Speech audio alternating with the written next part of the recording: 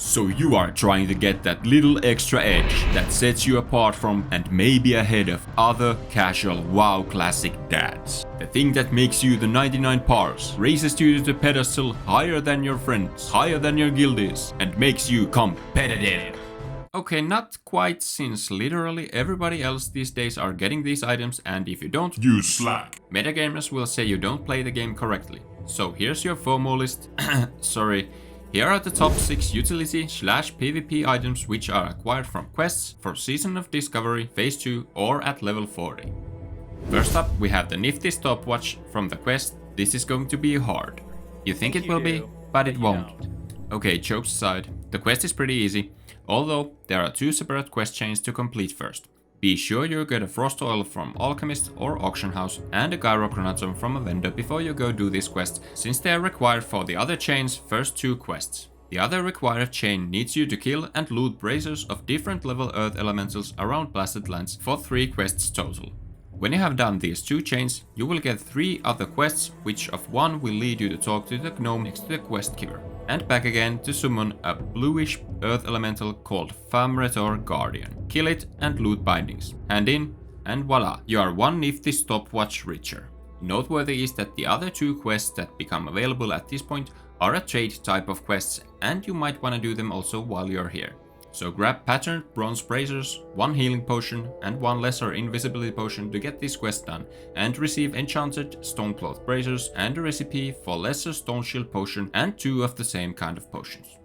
This next item could have been in my other video, best items for physical DPS and tanks, but I decided to leave it into this video since its usability is greatly dependent on you being hit quite often. The item is of course Trinket, Mark of the Chosen. It's great for PvP and tanks and for solo content. Mark of the Chosen is acquired from the quest Pariah's Instructions. You get the quest from Centaur Pariah at Southern Desolace. First, you have to kill an elite centaur named the Nameless Prophet. He wanders near the stone door area in the beginning of the cave that leads to different entrances of Maraudon dungeon. He will drop the Amulet of Spirits, which is needed to combine all other needed gems in this quest. Next, you need to find 5 khans and get their gems. Kolk, the first khan, is located just outside a little room where you create a portal to Inner Maraudon, aka the middle part. Gelk, the second khan, is located outside the portal of Purple Path, hanging with the rock elementals. Magra, the third khan, is located outside the portal of the Orange Path in the stairs area. The next 2 khans are actually inside the Maraudon instance. Maraudos, the fourth khan, is located in the purple side around here. Veng, the 5th khan, is located in the orange side around here. Remember to activate the khans using the amulet from the Nameless Prophet. When you have collected all 5 gems from different khans, use one of them to form Amulet of Union and head back to the quest giver in Southern Desolace.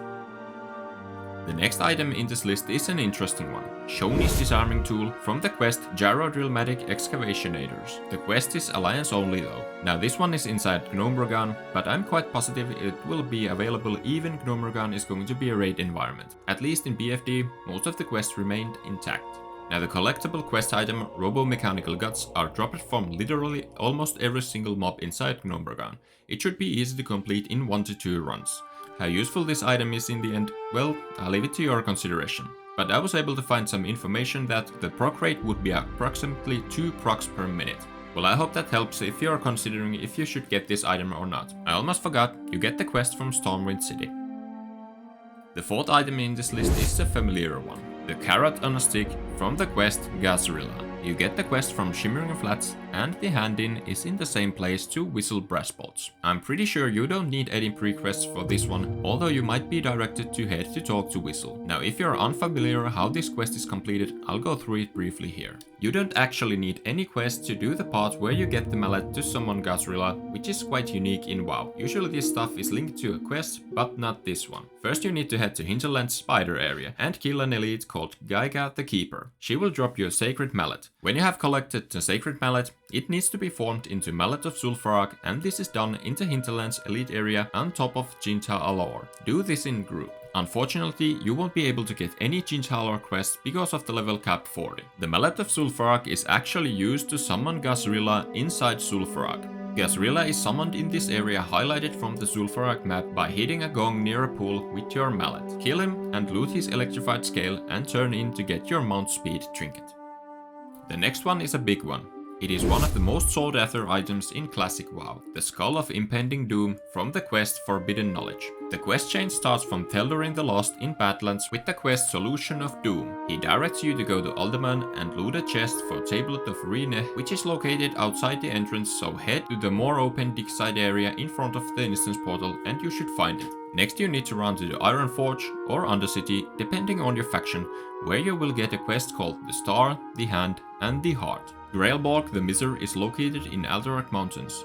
Dagon the Ravenous is located in Dustwallow Marsh and Monk the Undying in STV. Kill all of them and loot their items and hand in the quest where you got it from, and you will get the Forbidden Knowledge quest alongside provided quest item the Yagian's Digest. Hand it in to the Tel'Darin in Badlands and voila, you have a very useful offhand with limitless usability options for all the content ahead.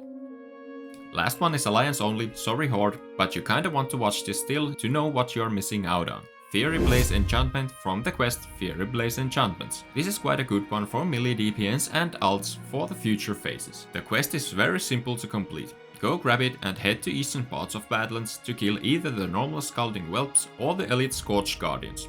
They both have about the same drop rate, so I suggest you kill the whelps. Now if you are a caster and don't have use for this item, go do this quest still, since you can actually sell this enchantment for someone else. The item itself is not tradable and you cannot put it into the auction house, but you can attach it into another player's weapon in a trade window when the weapon is put into the not traded selection. This will probably be sold for quite a good gold. Now that's it for the list. Go check my other 2 videos about best quest reward items for Phase 2 Season of Discovery. See you again next time. Peace!